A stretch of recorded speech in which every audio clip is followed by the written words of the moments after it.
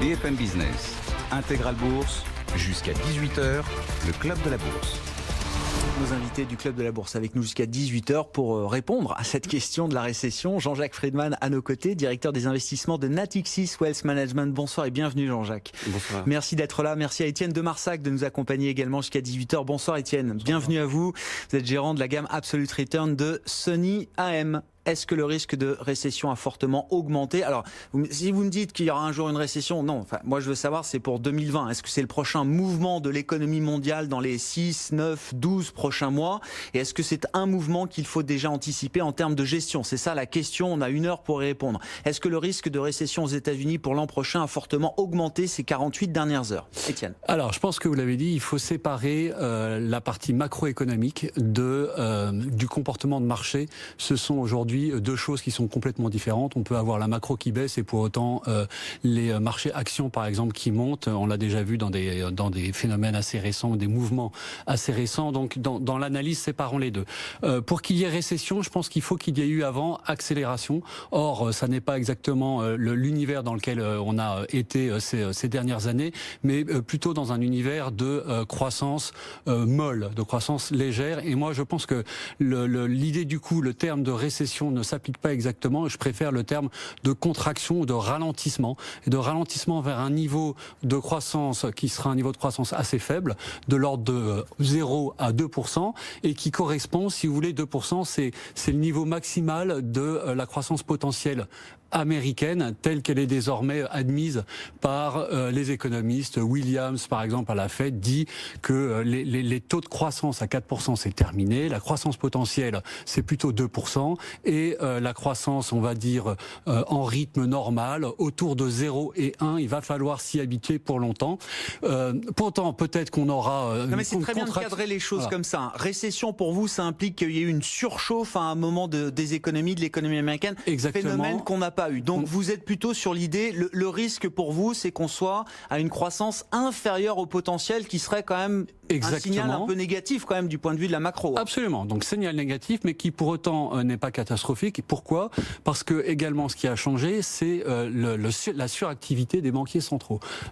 Auparavant, vous aviez Alan Greenspan qui observait éventuellement l'exubérance irrationnelle des marchés avant d'agir, et qui tout d'un coup se mettait à appuyer sur la gâchette de la SD taux pour tuer les bulles spéculatives. Aujourd'hui, les banquiers centraux ont des cycles entre guillemets d'activité qui sont beaucoup plus courts, ils sont beaucoup plus flexibles, plus réactifs, prêts à remonter les taux de manière assez réactive, quitte à les baisser juste après. Le cas le plus flagrant, c'est décembre, la Fed monte ses taux, et puis cet été, elle les baisse à 2 reprises. Le tout en l'espace de 6 mois. Ouais. Et donc je pense que cette suractivité permanente que l'on observe également sur le marché du repo dont on a parlé la semaine dernière, qui a démontré que la Fed était très active et immédiatement intervenait là où se matérialisait un problème de liquidité. Cette suractivité fait que finalement les cycles de croissance sont beaucoup plus doux, la volatilité est beaucoup plus comprimée, et si baisse des marchés il y a, ce sera une baisse plutôt limité. Voilà, c'est plutôt mon point de vue. Ne sous-estimons pas, du point de vue de marché, il ne faut pas sous-estimer l'activisme des banques centrales. Voilà, alors après, on pourra en rediscuter. Cet activisme est sujet à caution. Ah, mais très clairement, oui, parce que il y a toute une critique dont on peut parler. Oui, mais la question, c'est même de savoir si le marché a pas opéré presque un virage intellectuel sur l'action des banques centrales, leur efficacité, ou même la manière de transmettre les politiques monétaires aujourd'hui. Ça, je le crois. Mais ça, c'est un point de débat. Mais je reste sur ma question de départ. Est-ce que le risque de récession pour l'an prochain aux États-Unis a fortement augmenté ces 48 dernières heures, avec les enquêtes de conjoncture qui donnent quand même un tableau assez dégradé de l'état de santé de l'économie américaine sur le mois de septembre. C'était le dernier bastion, Jean-Jacques Friedman. Oui, on peut constater qu'il est lui aussi attaqué d'une certaine manière. Oui, les services, oui. Alors ce qu'on note depuis le début de l'année, c'est une vraie dichotomie. Je partage l'analyse. Il y a une vraie dichotomie entre l'industrie et les services. L'industrie, vous le disiez, c'est 10%. Alors, il faudrait rajouter les services qui, en fait, ont été externalisés de l'industrie. En fait, ça pourrait amener à 20%. Mais sur la partie services, nous, on a encore confiance sur cette partie-là. Parce que sur la partie service, alors il y a beaucoup d'éléments, on est venu en débattre sur la version de la courbe des taux, auquel on croyait pas, à laquelle on croyait pas, mais sur la force du service, en fait on voit que c'est lié à deux choses essentiellement, la distribution de crédit, et là ça continue à bien fonctionner, à la fois aux États-Unis et en Europe, et puis il y a eu l'amélioration de l'emploi malgré tout, qui a été continue. à la fois aux États-Unis et en Europe. Quand on a ces deux éléments-là, c'est quand même difficile d'imaginer une récession. Donc une croissance qui soit en dessous de son potentiel, oui.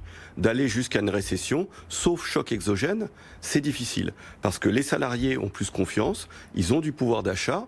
En termes de prix, on voit bien qu'un des problèmes, c'est la faiblesse de l'inflation, que ce soit le cœur de l'inflation ou l'inflation hors énergie et alimentation. Donc on voit bien aussi un pétrole faible.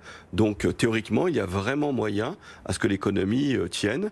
Et en fait, on ne va pas là sur cet unique chiffre extrapoler vraiment qu'on tombe en récession en 2020. Il ne faut pas effectivement faire de ces enquêtes une réalité fondamentale. Ça reste des enquêtes très documentées, vous dites, le sentiment est plus négatif, mais attention, ce sont simplement des enquêtes à l'instant T d'une conjoncture mensuelle. On peut être pollué, on raisonne en fait par rapport au mois précédent. On voit par exemple que parfois des marchés qui sont séparés géographiquement ont une corrélation très forte au niveau des enquêtes. Donc tous ces éléments font qu'il faut prendre quand même des pincettes sur ces éléments-là. Donc croissance très faible, en dessous de son potentiel, oui, mais on ne croit pas à un scénario de récession pour l'année prochaine. Et puis on verra l'autre élément, bien sûr, le cocktail, je dirais, monétaire, budgétaire, sur lequel on a des éléments. Mais confiance dans la capacité du consommateur à rester le consommateur américain tel qu'on l'a connu, notamment à consommer à crédit. C'est ce que j'entends aussi, Jean-Jacques. Consommer à crédit, mais je dirais tout consommateur aussi européen. On a même vu plutôt des personnes qui ont été assez prudentes par rapport à un pouvoir d'achat supplémentaire qui a été donné. Donc ce qui est intéressant, c'est qu'il y a une réserve finalement d'épargne qui peut être utilisée à la fois aux États-Unis et en Europe. Bon, alors Xavier Petrolin nous rejoint. Bonjour et bienvenue, Xavier. Président d'Albatros Capital, vous allez mettre, je pense, un peu de sel ou de poivre, ou les deux, dans ce débat. La question que je posais en ouverture de l'émission, Xavier, est-ce que le risque de récession a fortement augmenté ces 48 dernières heures, et est-ce que désormais c'est un scénario central auquel il faut se préparer? Je parle pour les 6 à 9 mois. Si vous me dites qu'un jour il y aura une récession, oui, un jour il y aura une récession. Maintenant, est-ce que c'est le prochain mouvement macro? Est-ce que c'est indéniable? Je connais votre thèse, mais on peut peut-être prendre quelques instants pour la développer. Oui, c'est une évidence. Alors récession, non, là, pour l'instant c'est une dégradation et c'est ce qui est en train d'acter le marché. Le marché a vécu dans une espèce de leurre monétaire avec le retour en état de forme des banquiers centraux. D'ailleurs on se demandait bien pourquoi. Il y avait eu ce revirement sur les 6 ou 9 derniers mois. On était un peu surpris globalement aux États-Unis comme en Europe. Bon, on connaît le fin mot de l'histoire, la récession industrielle mondiale est bien enclenchée. Le point haut doit remonter à 18-24 mois. Donc ça se dégrade sur l'industrie mondiale depuis quasiment 1 an et demi, 2 ans. Ça reste localisé, circonscrit, non ? Vous achetez pas cette idée-là. Oui, c'est comme au moment de la bulle Internet, c'est comme tout ça. C'est évidemment non. Et ce qui est en train, alors peut-être de manière très rapide, mais ce qui est en train d'acter le marché, c'est la diffusion. Et prenons simultanément les commentaires Markit, la publication de l'ISM Service. Regardez simplement les indicateurs Markit Service. Vous avez le flash et le définitif. Pour le flash, le définitif a été revu en baisse sur les services. Et donc ça nous dit quoi? Ça nous dit que en espace, c'est des sondages qui sont faits, on va dire, à 2 semaines d'intervalle, d'accord? Donc le flash, il est fait. Le flash donc pour même septembre. C'est une semaine, hein, le flash. Mais il a été fait début septembre. D'accord. Et le définitif, il est fait quasiment fin septembre. Donc ça veut dire que la situation, du point de vue des directeurs d'achat, et les directeurs d'achat, c'est des gens sérieux, se dégrade au cours du mois de septembre. Et se dégrade en continuum. Donc, ce serait très intéressant d'ailleurs de discuter avec les gens de Markit. C'est-à-dire qu'il y a une vraie dégradation et ça diffuse sur les services. La question est le truc est simple, c'est sur l'industrie, il va y avoir des restructurations, vous allez avoir des destructions d'emplois, ça va commencer à diffuser gentiment et les consommateurs, aux États-Unis comme en Europe, vont commencer à acter les dégradations, vont commencer à faire de l'épargne de précaution. Alors en Europe, vous me direz, l'épargne de précaution est relativement élevée, mais et donc le mécanisme de diffusion, et c'est ce qu'ont anticipé les banquiers centraux, en tout cas Mario Draghi, en agissant à fond. Donc oui, le risque de récession a augmenté, la pente de la courbe des taux américaine, les variations qu'on a aujourd'hui, cet après-midi sur la courbe des taux l'indiquent parfaitement. Est-ce qu'elle va avoir lieu? Moi, je suis un peu foutu de vous le dire, mais la probabilité est élevée, et elle est élevée dans un contexte où la Maison-Blanche Et ça, bon, on pourra en discuter derrière. Et dans une situation invraisemblable.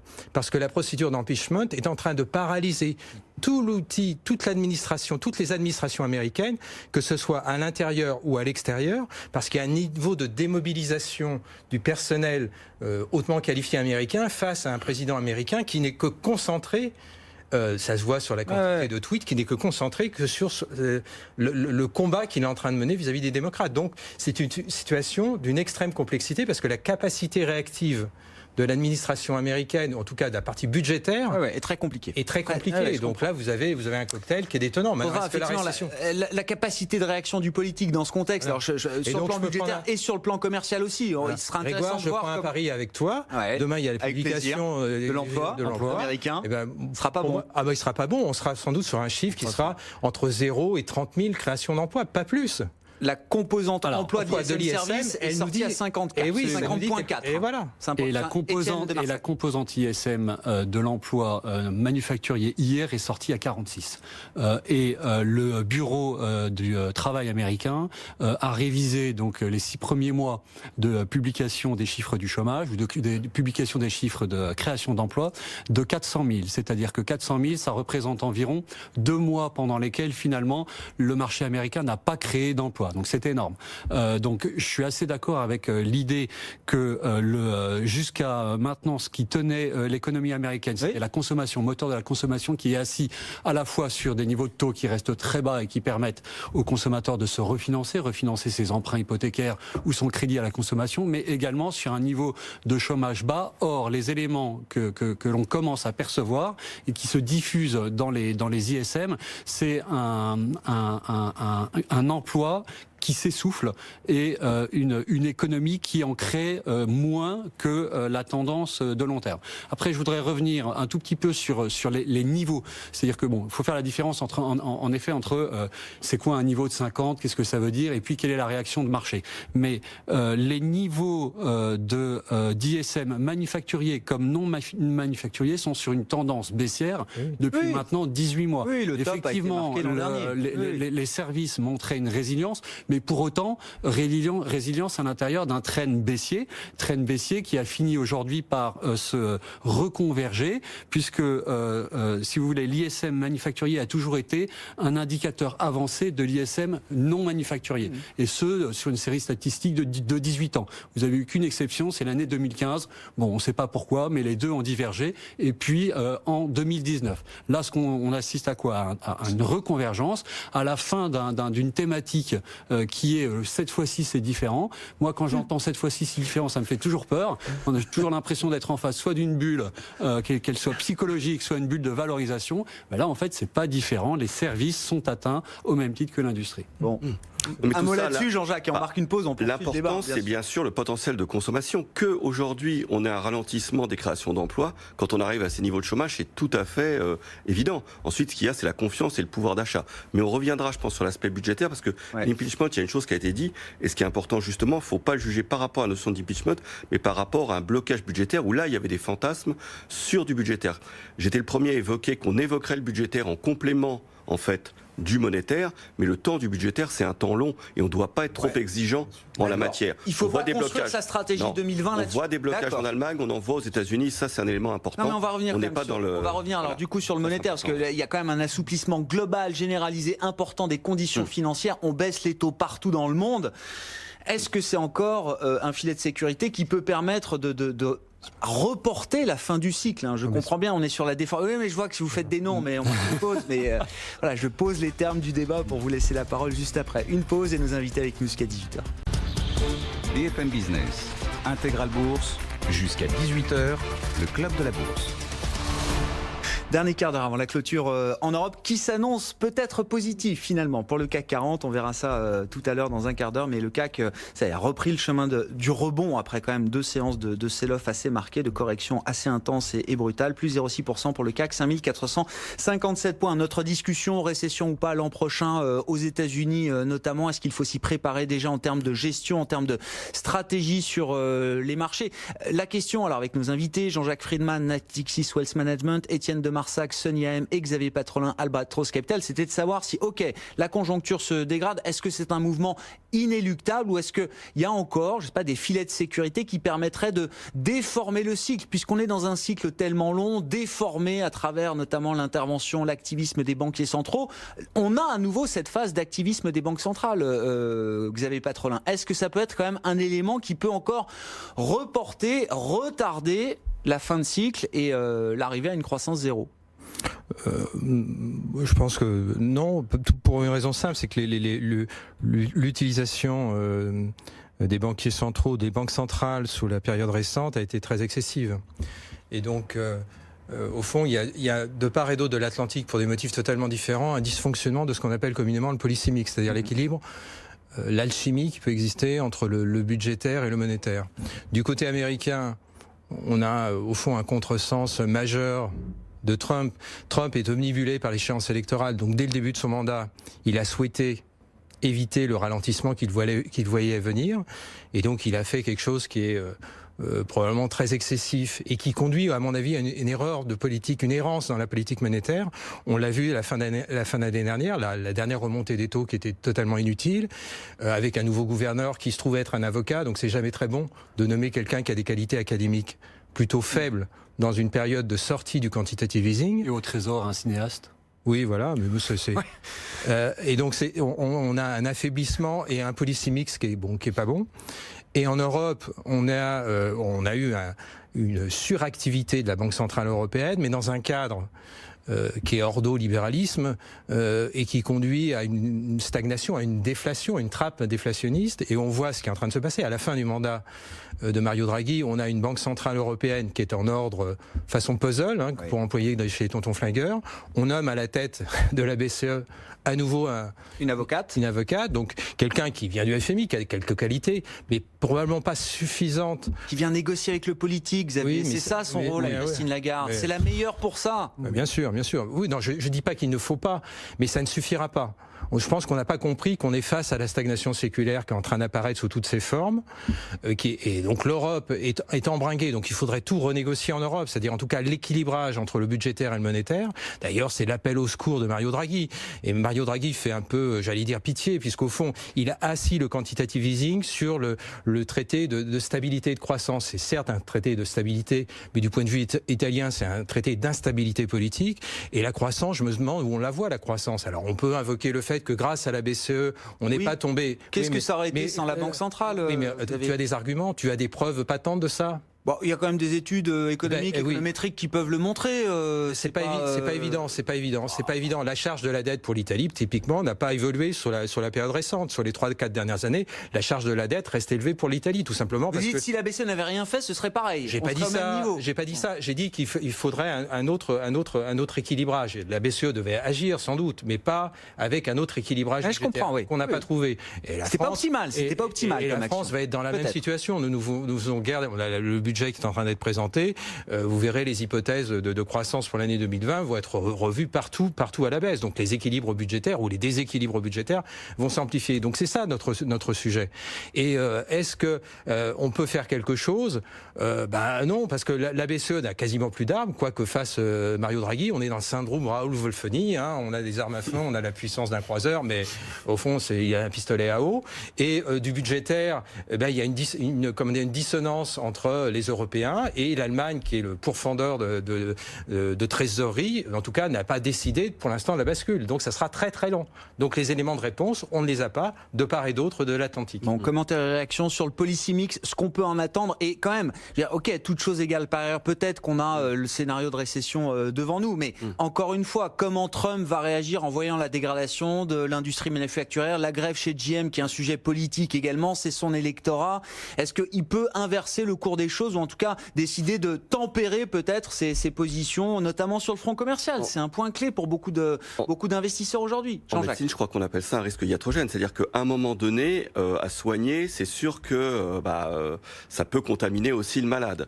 Par contre, si on admet finalement que la politique de la BCE ou les politiques de la Fed n'ont pas tant occasionné, n'ont pas tant aidé l'économie, moi je crois qu'il faut se dire aussi qu'elles ne peuvent pas non plus totalement plomber l'économie, même si elles sont contre-cycliques. C'est-à-dire que je crois moins... Le rendement reste positif pour les politiques monétaires aujourd'hui. C'est l'entrepreneur, l'économie vient d'en bas et c'est pas une décision d'en haut qui peut planter aussi complètement l'économie malgré tout. Donc si on admet que d'un côté, ça n'a pas tant aidé que ça, ils vont pas tant les planter que ça non plus de l'autre côté. Il y a aussi un cycle mondial qui est porté par des nouveaux consommateurs importants. Il y a ce phénomène vraiment qui est là. Ce qu'il y a, moi, où je trouvais qu'on était un peu optimiste par contre, c'est ce que j'évoquais. C'est le fait que on voit bien que aux États-Unis, avec déjà un déficit de 5%, eh bien, ça va être difficile pour les démocrates de soutenir maintenant une politique de relance supplémentaire. Pour Trump, ça c'est sûr. On voit qu'en Allemagne, il y a 5 instituts qui sont réunis récemment, les 5 principaux, et qu'ils avaient du mal même à conseiller l'Allemagne sur un phénomène de relance. Alors quand on pense que le gouvernement allemand lui-même doit prendre la décision, ça va être assez difficile dans ce sens-là. Mais voilà, je pense qu'il faut pas... Et sur le front de la guerre commerciale, un Donald Trump qui acterait d'une trêve un peu durable sur le front des tarifs, de l'escalade tarifaire, c'est possible, c'est improbable? C'est possible, c'est probable, parce que justement, on est dans une configuration électoraliste. Alors quand on voit que ça ne doit pas être trop tard, parce qu'à ce moment-là, la Chine donnerait un mandat de réélection à Donald Trump, elle n'en a pas envie. Ça aurait pu se faire en octobre. Ça s'est pas fait pour le 70e anniversaire du PCC. Et donc, on voit bien que c'est quelque chose qui peut être au tournant de l'année. Donc, c'est quelque chose qui peut intervenir pas finalement trop tard. Mais la vérité de tout ça, c'est qu'on a une politique monétaire, je suis tout à fait d'accord, mais qui ne correspond pas à la réalité de l'économie. Mais dans ce sens-là, ça veut dire que finalement, il se crée des bulles. Il se crée des bulles, on le voit dans le non-coté, etc. Et par contre, que les actions, elles, n'ont pas connu cette phase de bulle. Et ça, c'est très important à voir. C'est-à-dire que on a une économie, certes, alors on n'est pas byzantin, mais qui peut être à 0 plus ou 0 moins, mais on a en tout cas une politique monétaire, et c'est ça qui est étonnant, qui ne correspondait pas du tout à cette situation-là. Ce qui fait qu'on a des niveaux de valorisation qui, somme toute, sont moyens, mais avec un déflateur, avec un dénominateur qui, lui, est exceptionnellement bas. Et c'est ça qu'il faut garder en tête. Alors le seul point aussi qu'il y a, c'est qu'il y avait la notion de rattrapage finalement du côté vers le non-côté qui était évoquée. Et quand on voit là les quelques échecs des boîtes non-cotées qui se mettent à vouloir être introduites, et on a l'exemple de WeWork, on voit que peut-être le rattrapage sera fait un peu des deux côtés. On fera le débat sur la classe action, effectivement. Alors tout est un peu cher aujourd'hui. Est-ce que c'est quand même la classe d'actifs qui paraît la moins chère? Bien sûr. Qui paraît... Oui. Mais on fera le débat là-dessus. Mais juste réaction avant de marquer la clôture. Vos commentaires, Étienne de Marsac, sur le policy mix et les leviers que le politique peut avoir aujourd'hui en main, et qu'est-ce qu'on peut raisonnablement attendre en termes de réaction après encore une fois, c'est un moment important pour l'économie américaine qu'on a vécu là cette semaine. C'est une dégradation beaucoup plus forte que prévu qui va soulever beaucoup d'interrogations et qui va évidemment percoler dans la tête des dirigeants politiques. Là. Beaucoup de choses qui ont été dites donc que je voudrais commenter. En effet, alors ça c'est plus la partie marché, mais il règne une espèce de confusion et de chaos au sein des banquiers centraux, que ce soit en Europe et aux États-Unis, qui n'aident pas à se situer dans le cycle ou qui ne permet pas de distiller en fait la confiance dont on aurait besoin immédiatement. Moi, j'ai jamais vu de telles dissensions et de tels échos post prise de décision à la BCE, avec pour le moins 7 gouverneurs sur 25 qui critiquent les décisions de la Banque centrale européenne. Un peu tumultueux. Mais voilà, les langues se délient parce que mais pas n'importe quelle langue, et celle de Benoît Cœuré, qui est le grand artisan du QE, qui vient donc commenter la nouvelle brique potentiellement lancée. Donc ça veut dire quelque chose. Évidemment que les perpétuels Hawke, Weidmann, etc. soient contre, ça n'étonne personne, mais que même Villeroy, qui est plutôt tempéré, critique la politique monétaire de la BCE. On est dans un moment qui est un moment assez particulier, assez chaotique, où les décisions, les prises de décision des banquiers centraux sont remises en question, ce qui peut perturber du coup l'allocation. On en parlera. Sur le sujet de qu'est-ce qu'on peut faire. Bon, déjà au sein des traités, il n'y a pas besoin de renégocier les traités en fait pour faire du déficit budgétaire. Le déficit budgétaire, il est permis du moment qu'il est structurel. Or, la charge de la dette, le paiement de la charge de la dette est inclus dans ce qu'on appelle le déficit structurel. Donc si vous mettez la charge de la dette à zéro, en mettant tous les taux à zéro, ce qui est exactement ce que cherche à faire la Banque Centrale Européenne, alors vous débloquez tout un potentiel qui devient disponible pour faire de la relance budgétaire. Il y a un chèque fiscal. La BCE est en train de faire un chèque fiscal aux États. Non. Alors après, c'est dangereux parce qu'on tombe dans ce qu'on appelle la fiscale dominance. C'est-à-dire qu'on ne fait plus de la politique monétaire pour des raisons macroéconomiques, mais pour des raisons fiscales. Et c'est ce que normalement tout banquier central normalement constitué veut éviter à tout prix. Malheureusement, on est dedans. Est-ce qu'on peut faire autrement? Je ne sais pas. J'ai pas la solution miracle. En tout cas, il y a du potentiel, notamment pour l'Italie. L'Italie a un budget qui est équilibré, sauf si on ajoute la charge de la dette. Donc cette charge de la dette, elle va devenir disponible pour pratiquer de la relance. Est-ce que ce sera de la relance efficace? Probablement pas, parce qu'aujourd'hui on voit bien que la sensibilité de la croissance à la dette, elle est extrêmement faible.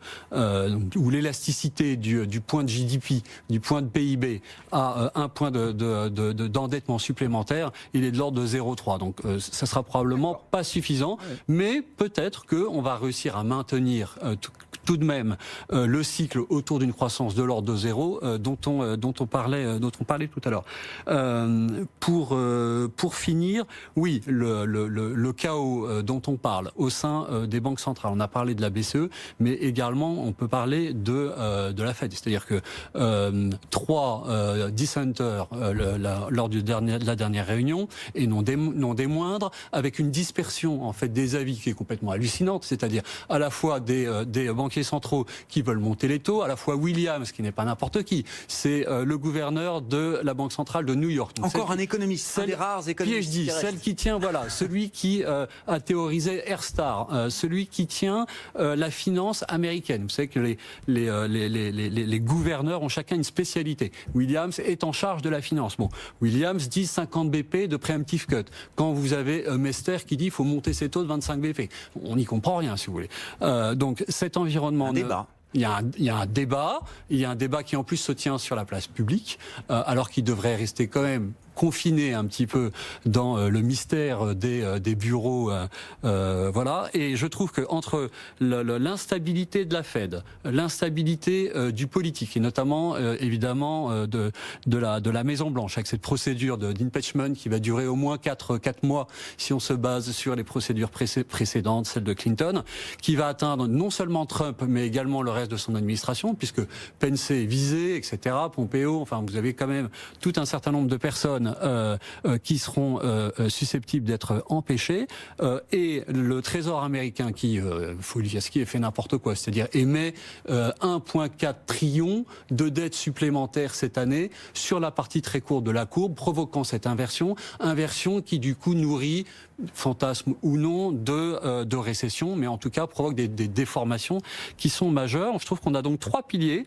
la Fed, la Maison Blanche et le Trésor américain, qui sont en proie à une extrême fébrilité, et bien sûr c'est assez chaotique pour un investisseur ou un allocataire. Marque une pause, justement, la question d'après, c'est qu'est-ce qu'on fait dans le contexte que vous décrivez, avec les points de nuance que vous avez, les points de divergence, de différence que vous pouvez avoir chacun autour de la table. Bon, c'est un peu chaotique, on l'a vu sur cette séance, mais au final, au global, on s'en sort pas trop mal. On a perdu 4-5% en ligne droite sur le CAC en 48 heures, de 5007 à 5420 au plus bas hier. On s'est stabilisé aujourd'hui, c'est déjà une première étape pour éventuellement, je ne sais pas, repartir de l'avant. Et vous le disiez tout à l'heure, Étienne de Marsac, il faut bien dissocier les deux.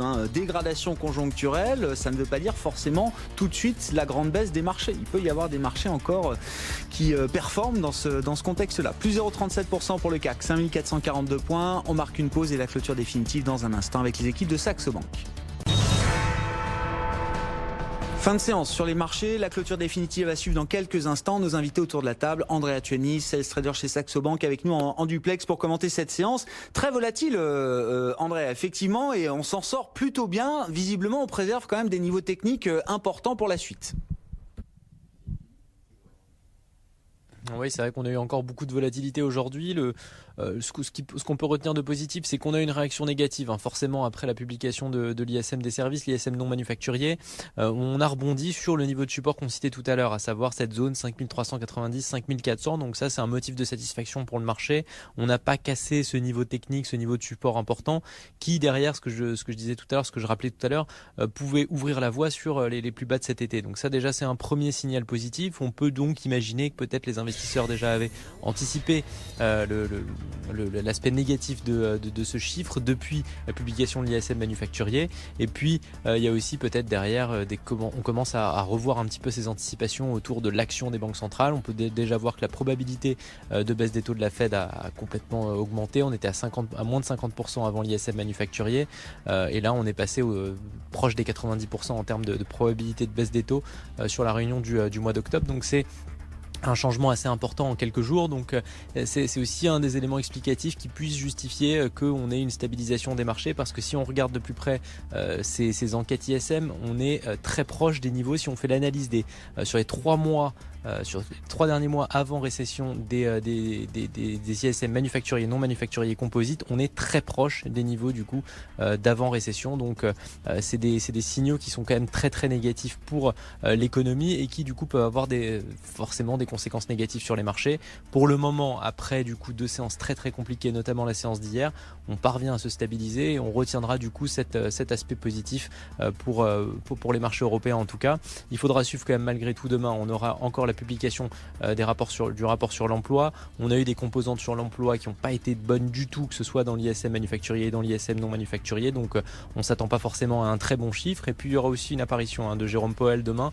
On pourrait peut-être dès demain avoir quelques indications sur les intentions de la Fed qui pourraient du coup jeter un froid ou venir supporter un petit peu les indices. Mais en tout cas voilà, en termes de niveau technique, comme on l'a dit tout à l'heure, on répète encore maintenant, 5390, 5400, c'est le niveau de support majeur à surveiller sur le CAC. C'est le niveau à préserver aussi pour éviter de sombrer dans quelque chose de beaucoup plus négatif. Pour avoir un regard plus positif, il faudrait vraiment repasser au-dessus des 5535. Donc c'est un niveau qui pour le moment est assez éloigné.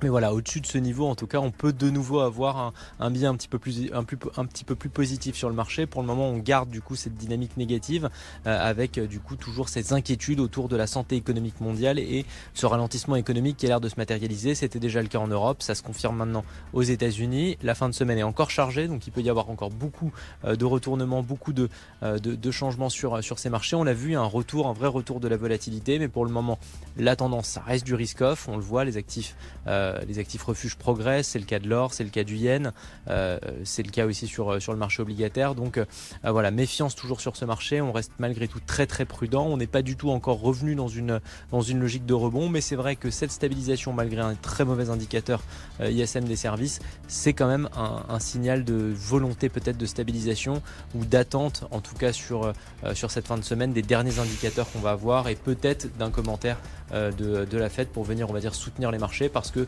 c'est vrai que Jérôme Powell est le seul qui pourrait peut-être inverser un petit peu les choses et venir en soutien des marchés et éviter qu'il y ait une déroute plus importante. Merci beaucoup Andrea Tchieni qui nous accompagnait pour cette séance animée, volatile, Sales Trader chez Saxo Bank. Le CAC qui s'en sort bien ce soir, plus 0,3%, 5438 points, une séance de stabilisation au final après les secousses qu'on connaît depuis 48 heures.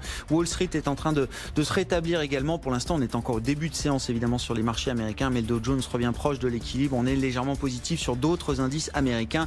Et puis notez que les volumes restent quand même très très modérés, y compris hier dans la séance de forte baisse où on perdait plus de 3% à l'arrivée à Paris. On avait des volumes qui restaient quand même mesurés. On est sur un volume échangé sur le CAC ce soir via les plateformes d'Euronext de 3,6 milliards d'euros.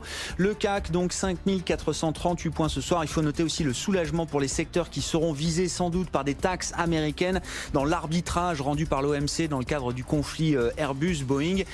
Les experts nous disent que le département du commerce a choisi une approche très technique et beaucoup moins agressive, beaucoup moins politique que ce qu'on pouvait imaginer. Les taxes restent mesurées sur 7,5 milliards d'euros, de dollars de produits européens importés, des taxes qui vont s'étaler de 10 à 25%. On a même des bonnes surprises parce que si le secteur aéronautique sera taxé, certaines pièces de structure fabriquées par Airbus ne seront pas taxées a priori. Puis on a vu dans la liste des produits taxables par Washington Washington à compter du 18 octobre, qu'on avait mis les alcools, les spiritueux, les vins, le fromage, les olives, mais qu'on n'avait pas mis par exemple les produits de maroquinerie. Et donc les groupes de luxe là aussi sont soulagés ce soir. Alors ça donne Pernod Ricard, leader du CAC, plus 4%, Rémy Cointreau gagne 6,5% dans le secteur, Airbus progresse de plus de 4%, et puis on a vu LVMH ou encore Hermès qui progressait de 1% autour ce soir, et donc une clôture positive finalement pour le CAC, plus 0,3%, 5438 points.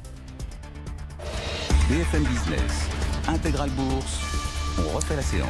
Avec nos invités en plateau, Étienne de Marsac, gérant de la gamme Absolute Return de Sony AM, Xavier Patrolin, président d'Albatros Capital, Jean-Jacques Friedman, directeur des investissements de Natixis Wealth Management. Quelle stratégie adopter, quelle allocation mettre en place dans le contexte de marché, dans vos scénarios respectifs, messieurs? Jean-Jacques Friedman, tiens, la classe action, vous en disiez un mot tout à l'heure, c'est la classe d'actifs qui peut-être aujourd'hui est la moins chère, avec une prime de risque qui ne s'est pas comprimée, un rendement du dividende toujours autour de 4% finalement, qui a assez peu, un peu moins, mais qui a assez peu bougé ces dernières années. C'est la classe d'actifs la moins chère, mais également une des plus risquées.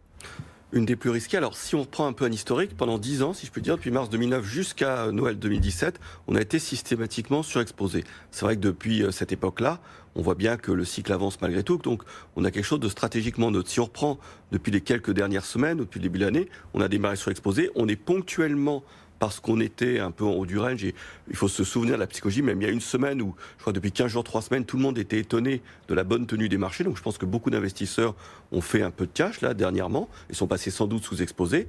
Nous, notre scénario, c'est vraiment de repasser rapidement à la neutralité, de nouveau à la surexposition, en effet, sur le marché action.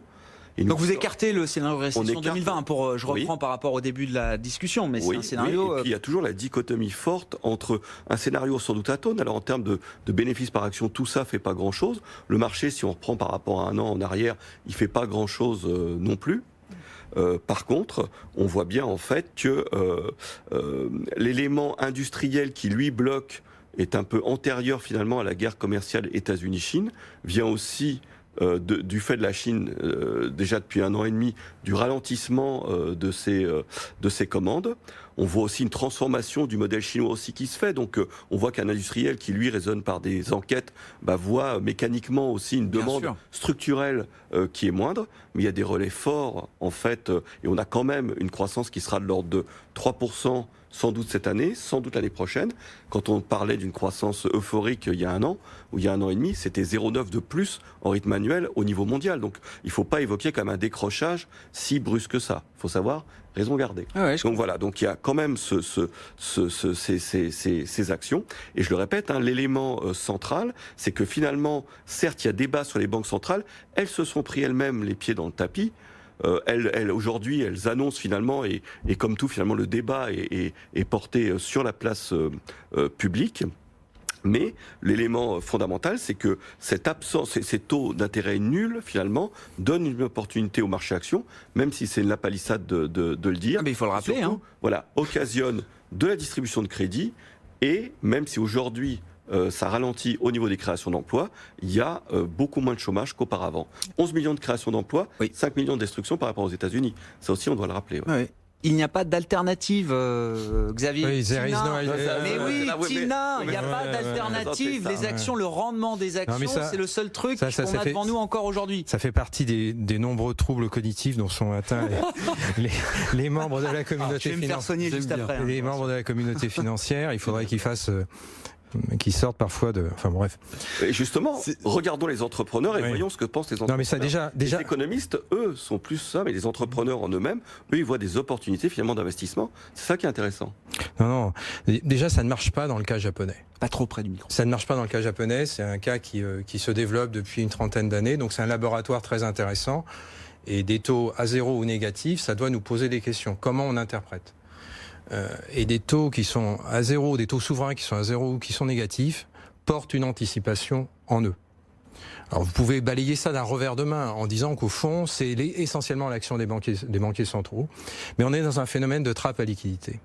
C'est-à-dire que tous les acteurs, personnes morales, personnes physiques, financiers, conservent du cash. La vitesse de la monnaie ralentit. Donc ça, c'est une très grosse anticipation. Ça peut vouloir dire, c'est pas sûr à 100%, ça peut vouloir dire qu'on a en face de nous de la décroissance. Donc, moins par moins, ça fait plus. Donc, quand vous avez des taux négatifs et que vous avez de la déflation, vous avez des taux réels qui explosent. D'accord ? Et la variable clé, c'est le taux réel. C'est-à-dire le taux auquel vous... moins déflaté de l'inflation. Mais déflaté de la déflation, moins par moins, ça fait plus. Donc, si vous avez... Et vous voyez des compagnies aériennes qui sont en train de sauter. Vous pouvez dire c'est très particulier au secteur aérien. Oui, c'est vrai. C'est particulier au secteur aérien. Il y a eu le coût du pétrole, il y a eu des coûts. Mais il y a un autre acteur qui rentre dans le jeu. Les compagnies aériennes ne vivent que par leurs banquiers. Et les banquiers, ils arrêtent la fin de la partie. Ils arrêtent la fin de la partie parce que les conditions du crédit sont en train de se tendre. Quand on voit Thomas Cook qui explose en vol, c'est les conditions du crédit qui sont en train de se tendre. C'est-à-dire 200 millions. Il leur manquait 200 mais de fonds millions propres. de sterling. C'est les banquiers qui ont demandé, vous mettez 200 millions de fonds propres et on continue la partie. Ils n'ont pas trouvé de joyeux sponsors, donc on arrête la partie. Ça veut dire que les conditions du crédit, quoi que fassent les banques centrales... Pour des business models qui sont plus viables, Xavier. Il y a tellement de business models qui sont en train d'être attaqués, tellement de business models. Le cycle du crédit se retourne dans le monde. Alors après, il faut faire des analyses géographiques, mais le cycle du crédit se retourne. Donc ça nous dit que le cycle mondial, le cycle de l'économie, de la macroéconomie, se retourne lui aussi. Et donc ça, c'est très défavorable aux equity. Alors pas toutes les actions, mais c'est très défavorable aux equity. Pourquoi ? Parce que les equity ont globalement embarqué avec eux énormément de dettes. Alors il faut faire des analyses très, très subtiles entre les États-Unis et l'Europe, mais il y a beaucoup de dettes qui traînent dans le bilan. Et vous allez voir, c'est ça qu'on a devant nous, c'est-à-dire des risques corporate. Vous avez eu un petit accident sur le repo. Les explications pour l'instant... Les marchés monétaires américains. Voilà, sont d'une vacuité totale. C'est-à-dire que la Fed ne sait pas trop ce qui se passe. Mais ça peut vouloir dire qu'entre banques, il y a du risque qui traîne. Oui. D'accord ? Du risque de contrepartie. Ce risque de contrepartie renvoie peut-être à des risques sur certains domaines de l'activité économique, certains secteurs. Peut-être ça a à voir avec l'industrie, peut-être ça a à voir avec le gaz de schiste.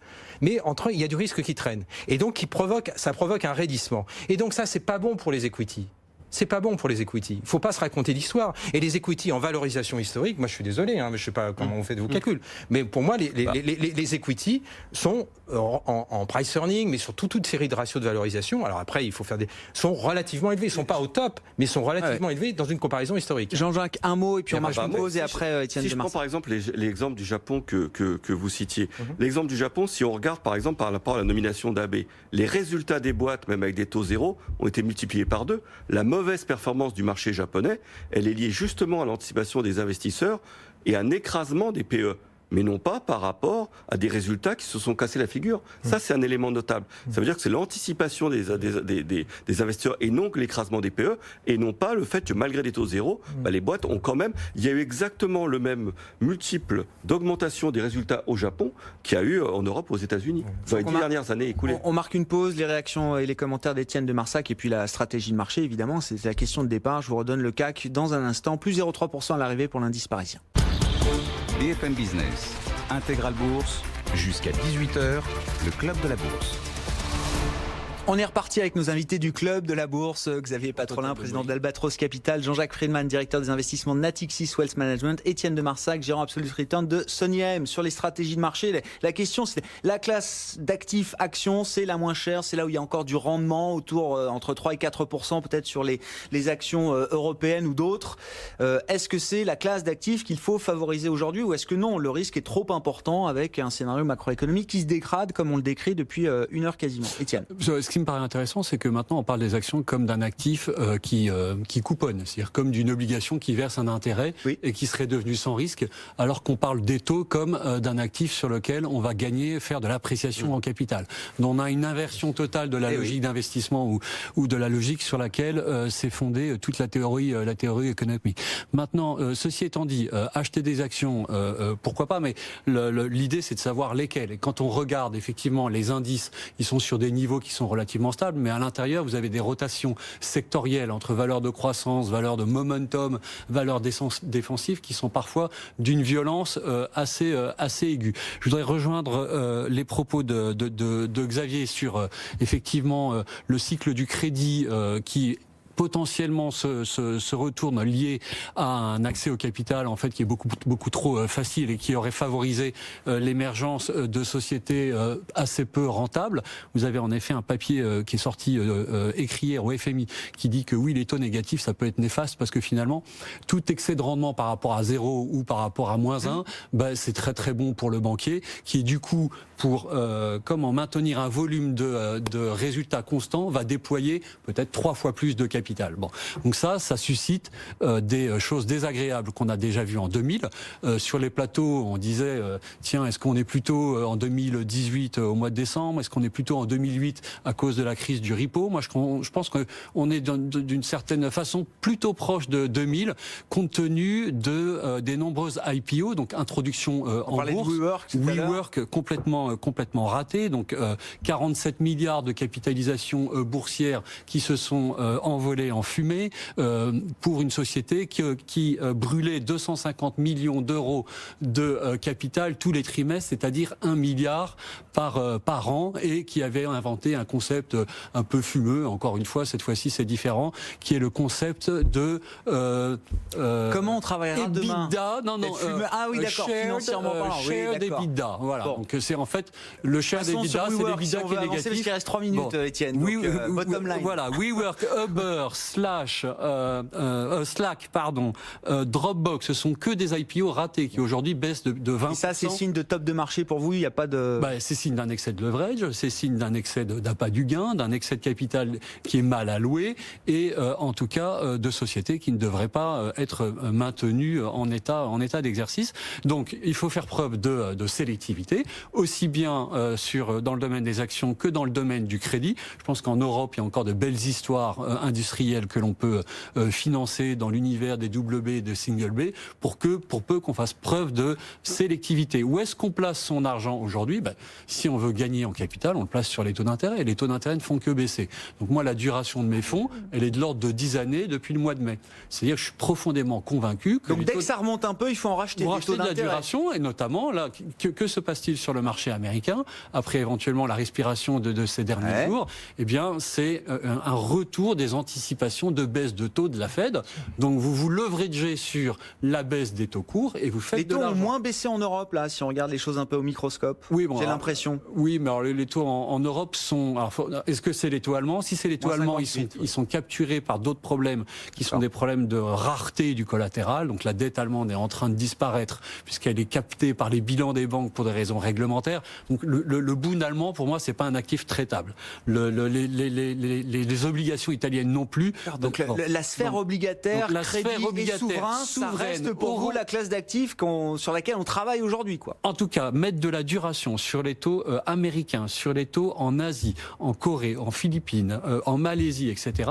Vous vous portez sur de la dette dont les banques centrales ne font que baisser les taux courts, et donc vous gagnez en capital via cette détente des taux. On n'aura pas le temps de parler du Brexit, mais non, raté. Un mot en conclusion, je sais pas. Non, je suis d'accord qu'on n'achète pas des actions par rapport aux dividendes, et justement, un des points importants, c'est qu'on a toujours été sur des thématiques très simples et de bon sens, c'est-à-dire d'aller sur des business models qui créent de la valeur. Alors, on les a plutôt appelés business de croissance. On voit bien qu'aujourd'hui, il peut y avoir des bulles sur certains aspects, et on va les rechercher ailleurs. Mais évidemment, il ne faut pas considérer une action, c'est pas le seul argument, évidemment, comme un dividende. Par contre, vous évoquiez le fait de ne pas jouer non plus les obliques pour la plus-value. Soyons quand même prudent sur ces aspects-là. Ouais. Sur les obligations, on est plutôt sous-sensible. Est-ce qu'il n'y a pas un peu de risque quand même à ces niveaux de prix sur le... Moi, je trouve qu'évidemment, alors sur les obligations émergentes, quelques pays que vous citiez, je suis d'accord, mais voilà, n'achetons pas quand même les obligations. On écoute un gérant obligataire, il a confiance, il croit que ça va être porté. Voilà, revenons à des éléments. L'élément rentabilité, il n'existe plus, et c'est l'élément plus-value à travers les actions qui existent. Oui. On s'arrête là pour ce soir. Pas de croissance, pas d'inflation, je pense que c'est très porteur pour le crédit, même en euros. On s'arrête là pour ce soir, messieurs. Merci beaucoup. Merci à vous trois d'avoir été les invités du Club de la Bourse. Jean-Jacques Friedman, directeur des investissements Natixis Wealth Management. Étienne de Marsac, gérant Absolute Return de Sony AM. Et Xavier Patrolin, le président d'Albatros Capital. Séance d'accalmie. Enfin, non, ça a été très mouvementé, très volatile. Mais au final, le CAC s'en sort bien. Plus 0,3%, 5438 points. La suite de l'histoire, évidemment, dès demain, 9h à l'ouverture et dès 15h pour Intégral Bourse.